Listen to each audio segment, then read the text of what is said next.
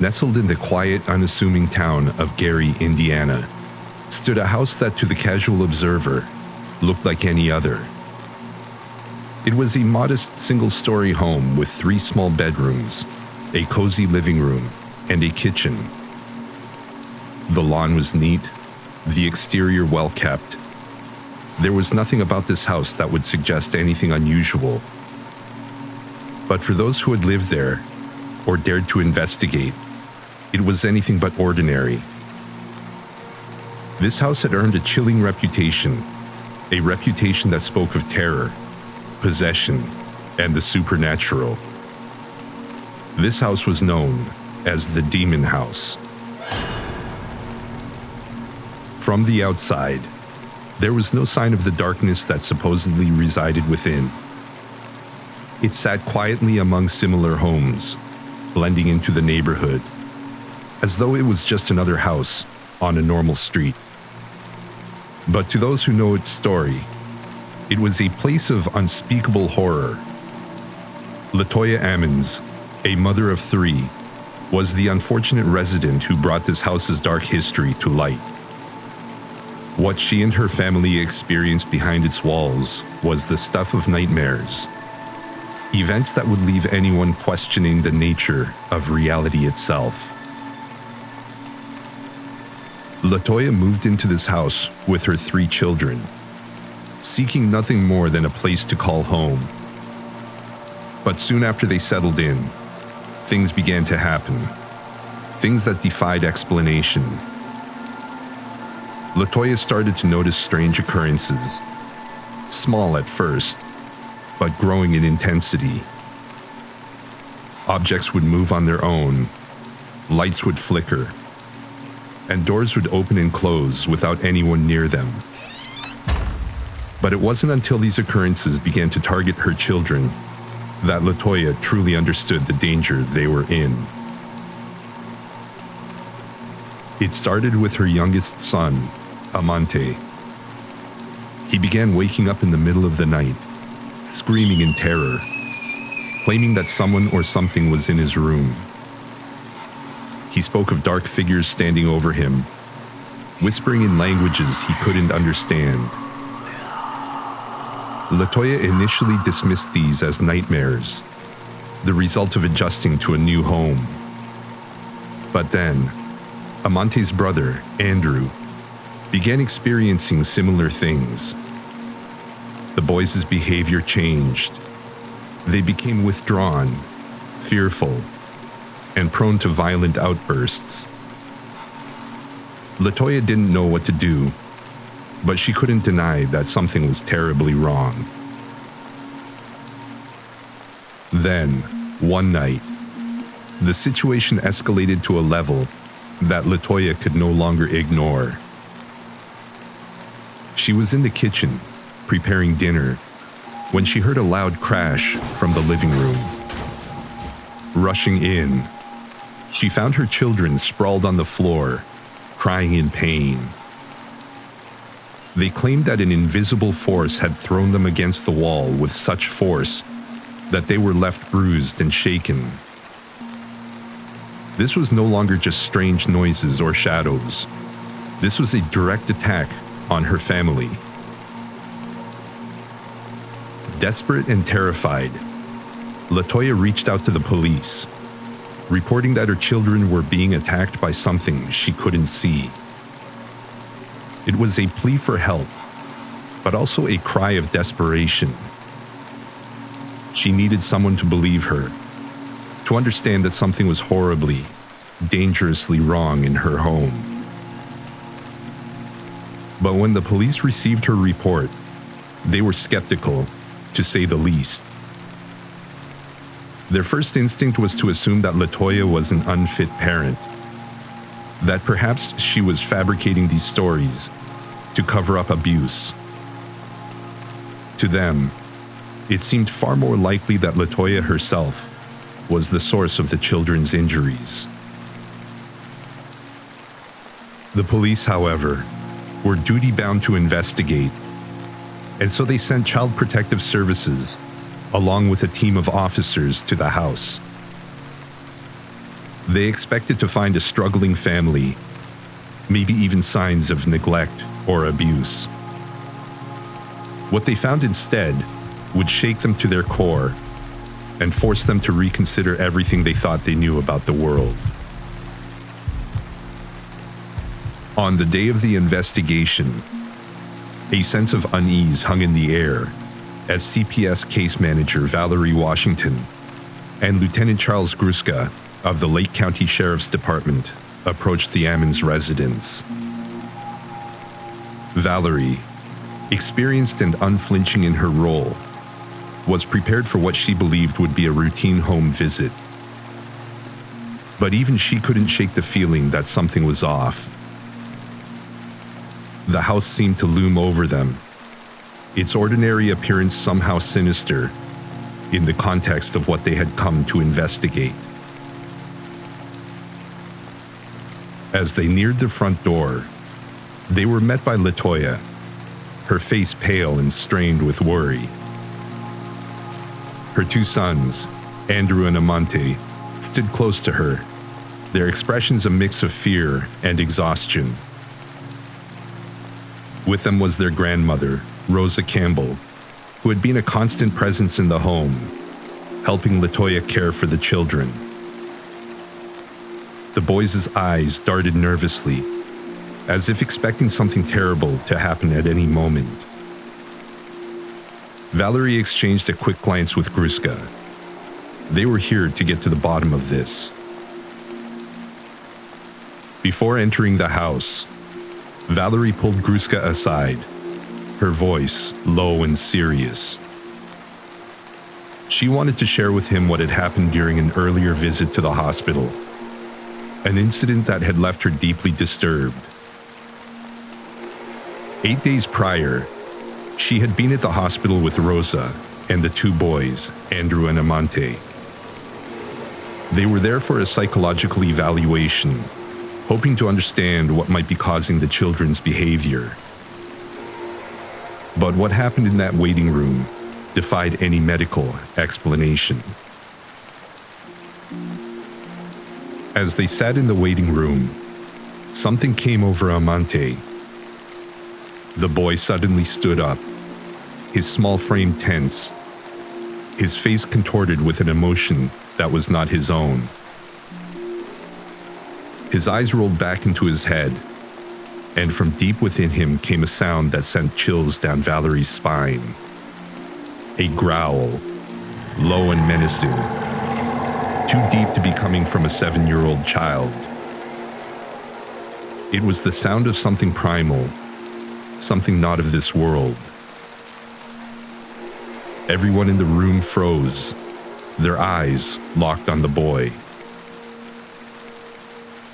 Rosa, the boys' grandmother, didn't hesitate. She jumped to her feet and rushed over to Amante, grabbing his hands in hers. "You are not you," she cried, her voice shaking with both fear and determination. She repeated the phrase over and over, as if trying to will her grandson back to himself. But Amante didn't respond. His body began to move, almost as if it were being controlled by some external force. He started to backpedal, his small feet moving him towards the wall behind him with unnatural precision. Then, in a moment that seemed to defy all reason, Amante placed one foot against the wall and began to walk up it, backwards. He climbed higher and higher, his movements impossibly fluid, until he was standing on the tips of his toes, nearly upside down.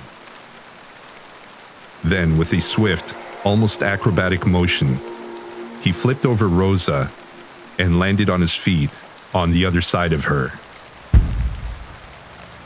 Valerie and the psychologist who had been with them could only stare, their minds struggling to comprehend what they had just witnessed. They fled the room, desperate to find a doctor, someone who could explain what had happened. But when they returned, Amante was sitting quietly beside his grandmother, his eyes back to normal, his demeanor calm. He had no memory of what had just occurred, no recollection of the terrifying display that had left everyone in the room shaken to their core. Lieutenant Gruska listened to Valerie's account, his expression unreadable. He was a man of logic, of reason, but even he couldn't ignore the unease that had settled over him as she spoke. This was no ordinary case, and it was clear that whatever was happening in this house, it was beyond the realm of normal human experience. But they were here to investigate, to find answers, and they would do their duty, no matter how strange or frightening things became. With Valerie's disturbing account fresh in their minds, Lieutenant Gruska and the other officers knew they had to proceed with caution. They regrouped with Valerie, Latoya, and Rosa, and prepared to enter the house.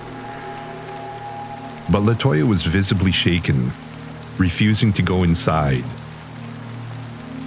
She had moved out just days before, driven away by the relentless terror that she believed was caused by demonic entities. Her children, too, were too frightened to re-enter the home. It was Rosa who finally stepped forward, volunteering to accompany the officers inside. She was the family's rock, determined to see this through for the sake of her daughter and grandchildren. As they stepped onto the front porch and opened the door, a wave of cold air greeted them, sending a shiver down their spines. The interior of the house was eerily quiet, the kind of silence that presses in on you, making you hyper-aware of every creak and whisper. They entered cautiously, the floors creaking underfoot as they moved from room to room. The main level of the house seemed ordinary enough. 3 small bedrooms, a living room, and a kitchen, all modestly furnished. But there was a heaviness in the air, an oppressive feeling that none of them could quite shake. The officers systematically checked each room, noting nothing out of place, nothing unusual. But as they approached the door to the basement, that sense of dread intensified. This was where Latoya had reported the most disturbing activity, where she believed the presence that tormented her family was strongest. The basement had become a place of fear, a place to be avoided at all costs. But the officers had a job to do, and they steeled themselves as they opened the door and descended the wooden steps. The basement was a stark contrast to the rest of the house. The walls were made of cold gray concrete blocks, and the floor was bare cement. The air was damp and musty, filled with the scent of earth and decay. As their flashlights cut through the darkness, they saw that the basement floor was scattered with burned-down candles, their wax pooled and hardened into strange shapes. Near the underside of the stairs, they found something even more unsettling.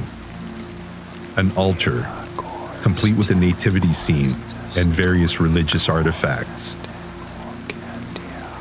It was as if someone had set up a shrine in this dark, forgotten place, hoping to ward off whatever evil resided there. But what caught Gruska's attention most was the floor beneath the altar. Unlike the rest of the basement, which was covered in concrete, this section was bare dirt, as if someone had deliberately broken the concrete away. The edges of the concrete were jagged and uneven, as though it had been forcefully removed. Gruska knelt down, running his hand over the dirt. It was loose, recently disturbed. Someone, or something, had been digging here. He took out his camera and began snapping pictures, documenting every detail. The altar, the candles, the strange dirt patch. It all felt like pieces of a puzzle he couldn't yet see the whole of. Rosa stood nearby, her eyes fixed on the dirt beneath the stairs. When Gruska asked her about the altar, she could only say that there was a presence down here, something dark and malevolent that had driven them from their home. It was all she could offer, a vague but deeply felt sense of danger that hung over the basement like a cloud. After taking several more photos, Gruska and the other officers prepared to leave the basement. But as they ascended the stairs, Rosa called out to him, her voice trembling slightly. She asked if he had taken any pictures under the stairs, where the dirt was exposed. Gruska nodded, saying he had taken several.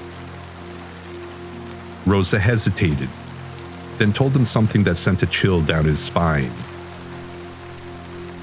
She said that at night, when they were still living in the house, they would often hear sounds coming from the basement. Soft, shuffling noises, like something moving under the stairs. Then they would hear footsteps, slow and deliberate, climbing the wooden steps. The sounds would stop just outside the basement door, and whatever it was would stay there for hours, as if it were waiting, listening.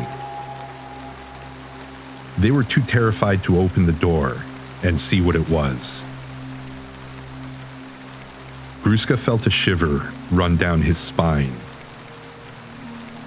He was not a superstitious man, but there was something about this house, something that felt wrong on a fundamental level. He had taken his photos, documented the scene, but he couldn't shake the feeling that he was missing something, that there was more to this story than met the eye. Back at the station, Lieutenant Gruska wasted no time in uploading the photos he had taken in the basement. He was eager to review them, to see if they had captured anything that might explain the strange occurrences in the house. But as he clicked through the images, one photo in particular caught his attention. It was a picture he had taken under the stairs, near the dirt patch where the concrete had been broken away. In the right-hand corner of the image, just behind one of the steps, was something that made his blood run cold. There, partially obscured by the shadows, was a white mist, swirling and amorphous, as if it were trying to take shape. Gruska zoomed in, trying to get a better look, and as he did, the mist began to take on a more defined form. It wasn't just a random swirl of vapor. There was a face within it, a man's face, pale and ghostly, staring out from the darkness. The features were indistinct, blurred around the edges, but the eyes were clear, cold, empty, and lifeless. As he stared at the image, he felt a chill that seemed to seep into his bones.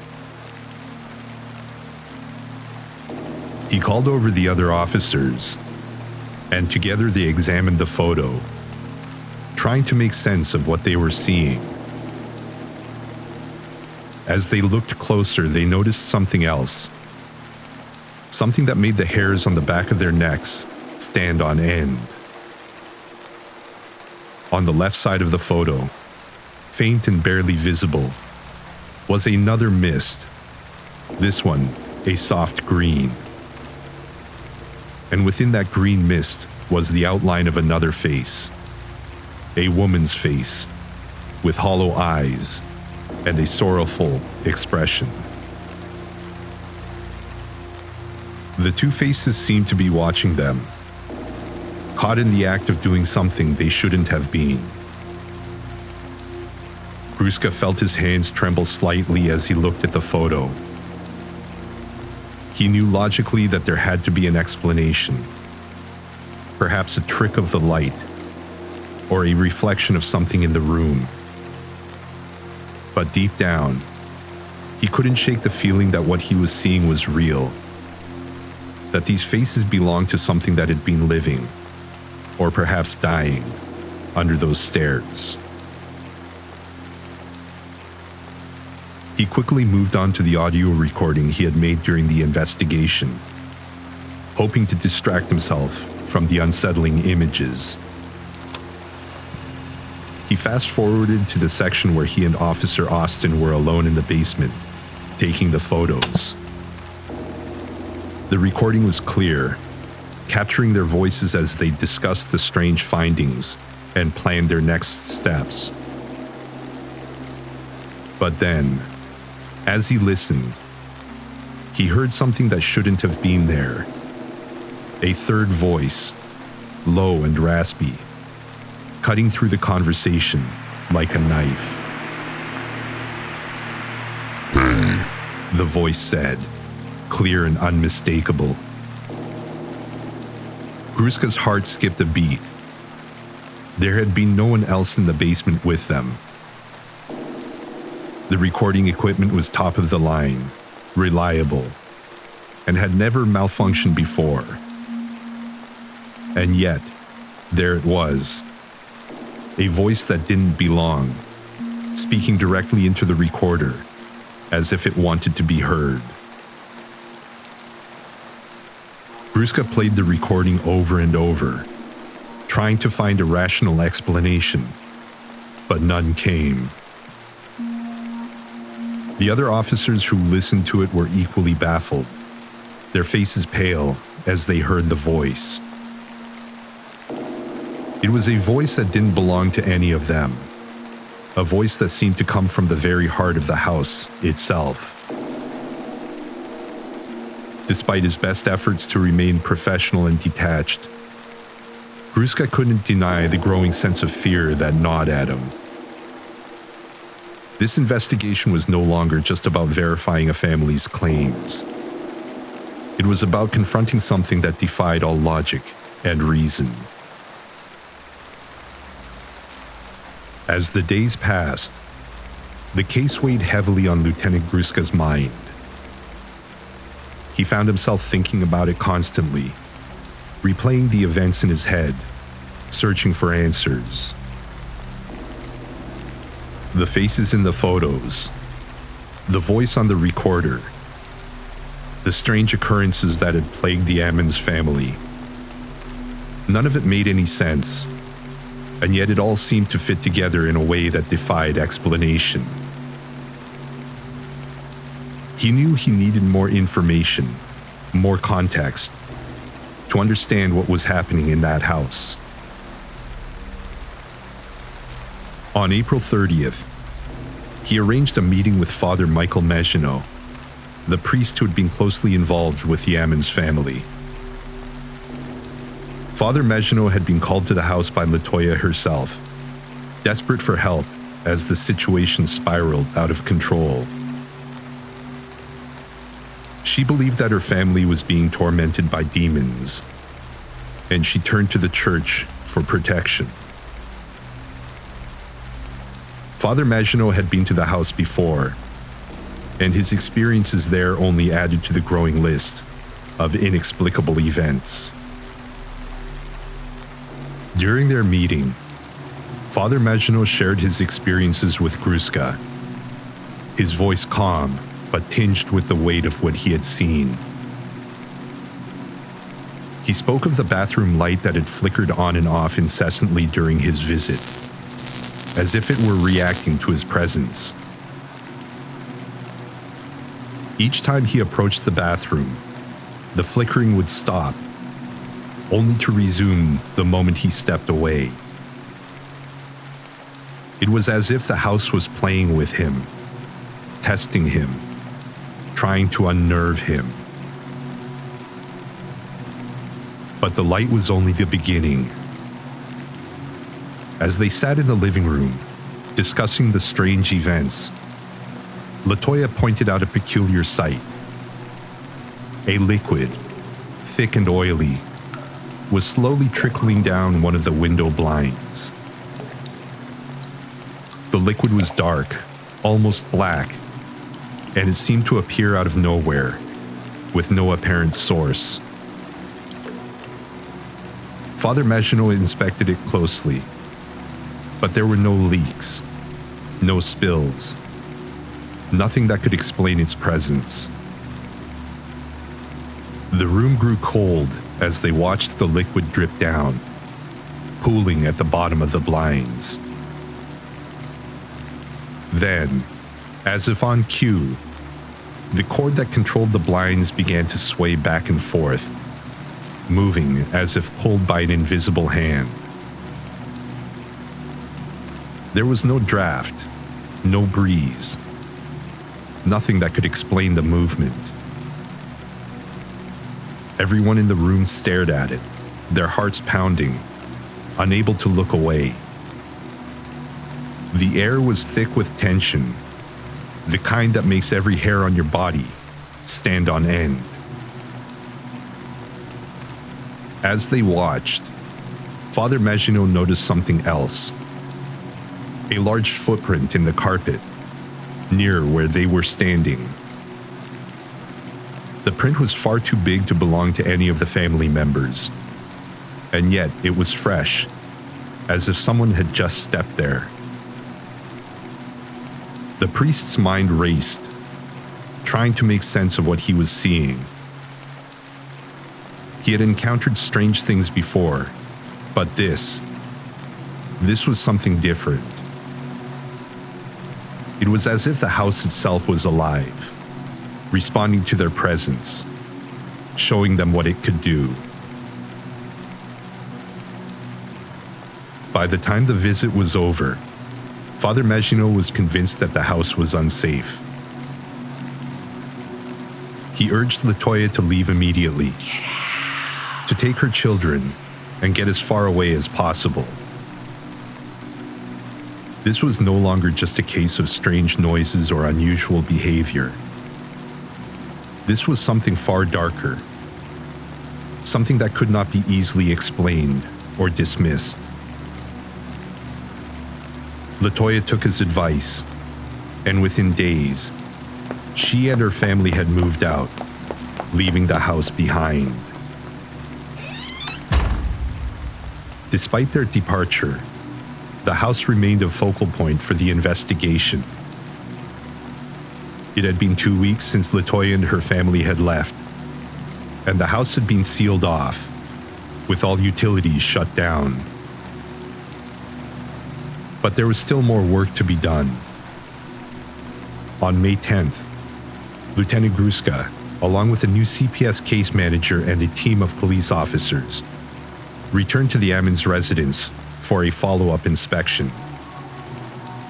This time, they were taking no chances.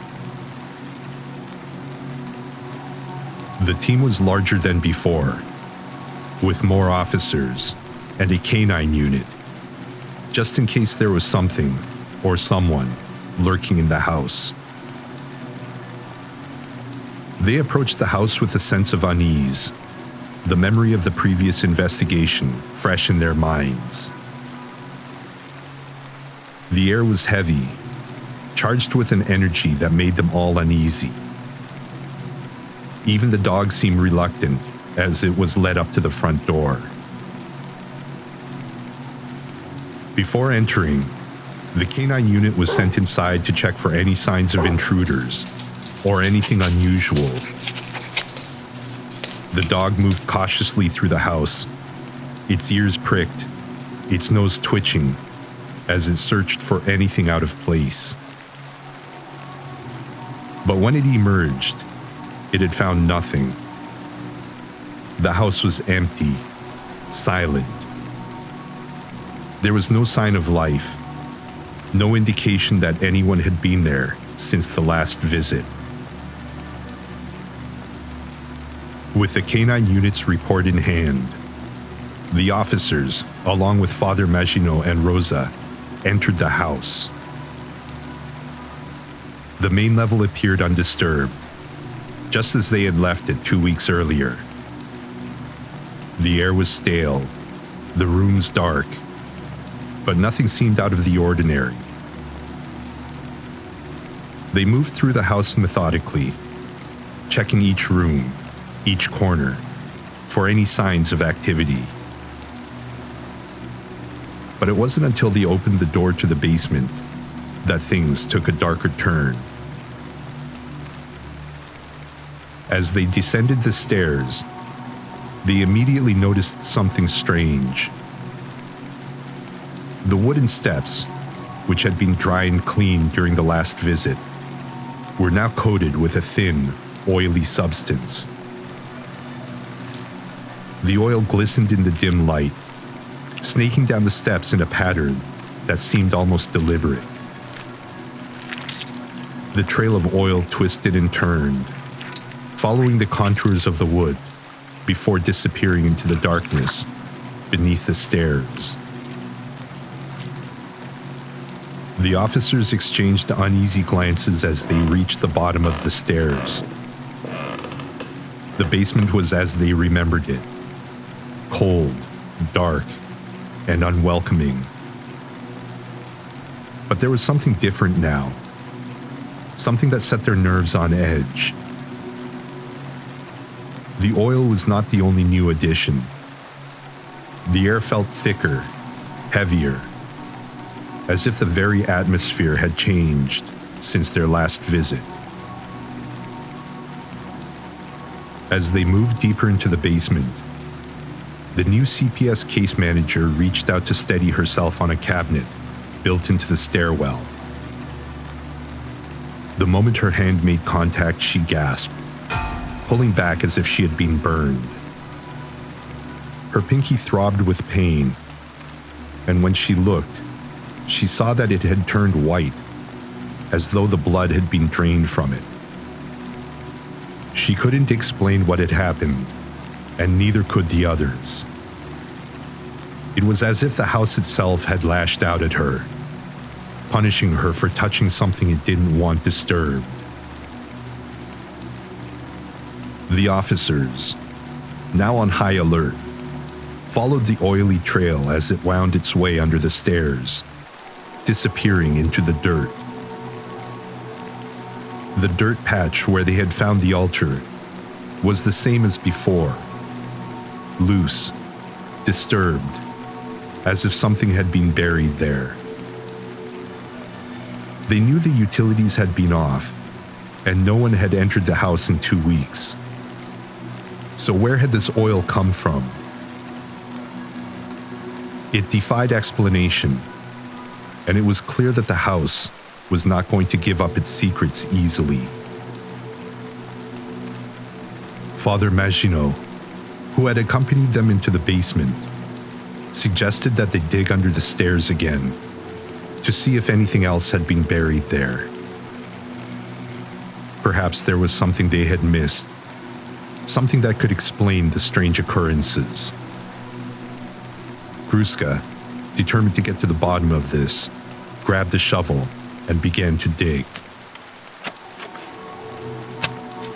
The soil was loose, easy to move at first, but as he dug deeper, it became harder, more resistant. But Gruska was persistent, and after digging down about 2 feet, he began to uncover a series of items that sent chills down his spine. First, he found a press-on pink fingernail, half buried in the dirt. Then, a pair of women's underwear, crumpled and dirty. As he continued to dig, he uncovered a political pin, the kind you might wear on a t-shirt, and the lid from a cooking pot that had been missing from the kitchen upstairs. There was also a scattering of trash, bits of paper, and other small items, all buried under the stairs. The realization hit them all at once. These were personal items, things that had belonged to the family, things that had gone missing from the house. Someone, or something, had been taking these items, dragging them down to the basement, and burying them under the stairs. But why?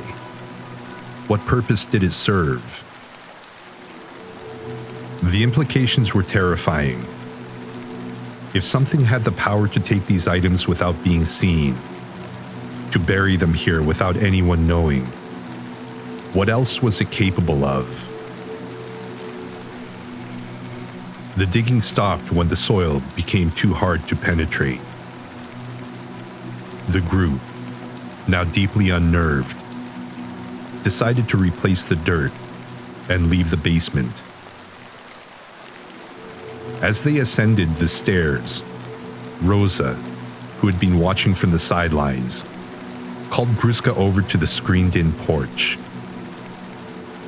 She pointed to the window blinds, her voice trembling. There, trickling down the blinds, was the same oily substance they had seen before, dark and thick, with no clear origin. Gruska wiped the oil away, his hand trembling slightly. He couldn't shake the feeling that the house was watching them, reacting to their presence, showing them that it was still in control. He told everyone to leave, to vacate the house immediately. For 25 minutes they waited outside, gathering their thoughts, trying to make sense of what they had seen. Then, with a deep breath, they re-entered the house, hoping that the oil would be gone.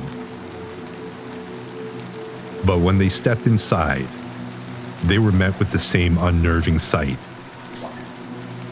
The oil had returned, slowly trickling down the blinds, just as before. It was as if the house was taunting them, showing them that it would not be so easily dismissed. Father Maginot, who had been watching the events unfold with a mixture of fear and fascination, spoke up. He had done some research after his first visit and learned that in cases of demonic possession, it was not uncommon for strange liquids to appear, oozing from walls, floors, and other surfaces. The oily substance matched the descriptions he had found in his research, further convincing him that something truly malevolent was at work in this house. With the house sealed once more, the investigation seemed to come to a standstill. There was nothing more the police could do, no further evidence to collect. But the events that had transpired within those walls continued to haunt those who had been involved. Lieutenant Gruska, in particular, found himself thinking about the case constantly, unable to shake the feeling that there was something he had missed, something crucial that could explain what had happened. He wasn't alone in his unease. Officer Charles Austin, who had been in the basement with Gruska when they took the photos, was similarly disturbed. Austin, who worked for the Hammond Police Department, had taken several photos of the exterior of the house during their investigation. One of those photos, taken while the house was supposedly empty, showed something that sent a chill down his spine. In the image, standing in the screened-in porch, was a shadowy figure, barely visible, but unmistakably there. It was a dark silhouette, its form indistinct, but clearly human. No one had been in the house at the time the photo was taken. The figure was a mystery, a dark presence that only added to the house's sinister reputation. Austin brought the photo to Gruska, who examined it with a growing sense of dread. The figure was standing near the window blinds, the same blinds where the oily substance had appeared. There was no rational explanation for the figure, no way to account for its presence. It was as if the house itself had manifested a ghostly image, a final reminder of the darkness that lurked within its walls. In the months that followed, the story of the demon house spread like wildfire, fueled by the official police reports and the chilling accounts of those who had entered its doors. The house became a legend, a place of dark power that no one wanted to go near. The neighborhood grew quiet, as if the very presence of the house had cast a shadow over the entire area. People whispered about it in hushed tones, sharing stories of strange lights, ghostly figures, and unexplained noises. But the story didn't end there. In 2014, paranormal investigator Zach Baggins, known for his work on the show Ghost Adventures, purchased the Demon House, intrigued by the stories of demonic possession and supernatural activity. He intended to document everything, to capture the truth on film. What he found was beyond anything he had ever encountered. Baggins spent weeks in the house, recording his experiences, documenting every strange occurrence. He interviewed witnesses, reviewed the police reports, and conducted his own investigations. The resulting documentary, simply titled The Demon House, is a chilling account of what happens when you confront the unknown, when you stare into the abyss and it stares back. The film is a testament to the power of belief, the fear of the unknown, and the darkness that can reside within even the most ordinary of places. But even Baggins, a seasoned ghost hunter, couldn't bear to leave the house standing. After completing his documentary, he made the decision to demolish it in 2016, bringing an end to the physical structure that had caused so much fear and pain. The house was gone, reduced to rubble, but the memories of what had happened there, the stories that had been told, would live on. The legend of the Demon House would continue to haunt those who had heard its story, a reminder that some places are better left alone. And so, we come to the end of tonight's journey into the dark and terrifying world of the Demon House. A place where the line between the known and the unknown blurred, where the rules of reality seemed to bend and break. Whether it was a case of mass hysteria, a tragic misunderstanding, or something far more sinister, one thing is certain: The story of the demon house will continue to captivate and disturb those who hear it. As you lay down to sleep tonight, think of the house, standing quietly among its neighbors, hiding its dark secrets within its walls. Think of the faces in the mist, the voice on the recorder, the strange liquids that seem to ooze from the very fabric of the house itself. And ask yourself, what would you do if you found yourself in a place like that? Would you stay and try to understand the darkness that surrounded you? Or would you run as far and as fast as you could, hoping that whatever was inside would not follow? If you found this story as chilling as I did, I invite you to support the channel by liking this video, subscribing, and turning on notifications so you never miss another dark tale. We explore the strange, the terrifying, and the unknown, all in the hopes of understanding what lies just beyond the edge of our reality. Thank you for joining me tonight on this journey into the darkness. Until next time, sleep well, if you can.